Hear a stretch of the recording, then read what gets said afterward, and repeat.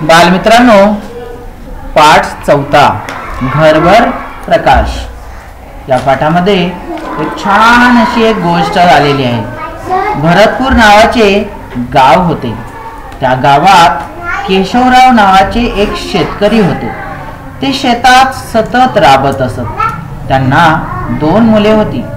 एके दिवशी केशवरावांनी आपल्या मुलांना 2-2 रुपये दिले। मुलांना आनंद झाला। केशवराव म्हणाले, मुलांनो, या पैशांतून तुम्ही घर भरून जाईल अशी वस्तू आणू शकाल का? घर भरून जाईल एवढी वस्तू कशी आणायची, तेही एवढ्याशा पैशांत? मुलांना प्रश्न पडला। त्यांना काही सुचेना। ती एका दुकानात गेली। तेथे त्यांना अनेक वस्तू दिसल्या।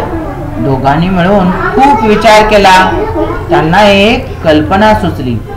दोघांनी मिळून एक पंती विकत घेतली। मुले घरी आली। संध्याकाळ झाली।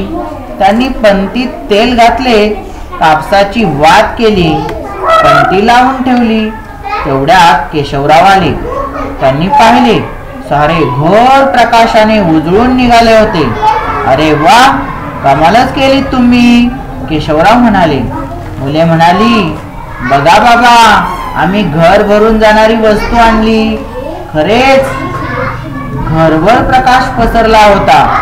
दोन्ही मुलांनी एकत्रित विचार करून कल्पनेने आपण विचारलेल्या प्रश्नाचे उत्तर शोधले। त्याचा केशवरावांना खूप आनंद झाला। त्यांनी दोन्ही मुलांना जवळ बोलावले व शाबासकी दिली। बघा, केशवराव मुलांना पैसे दिल्यावर काय म्हणाले सांगा?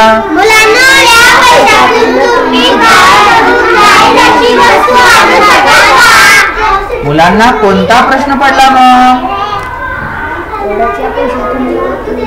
मोठ्या आवाजात सांगा। घर भरून जाईल अशी वस्तू कशी आणायची? मुलांना मग कोणती कल्पना सुचली?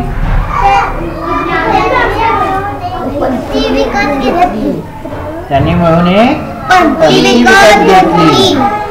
छान। केशवरावांना केव्हा आनंद झाला?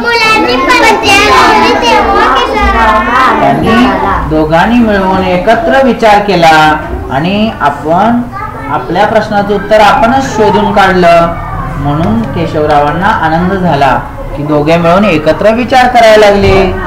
आता ही गोष्ट घरी गेल्यानंतर तुम्ही सांगाल ना? घरी गेल्यानंतर सांगा।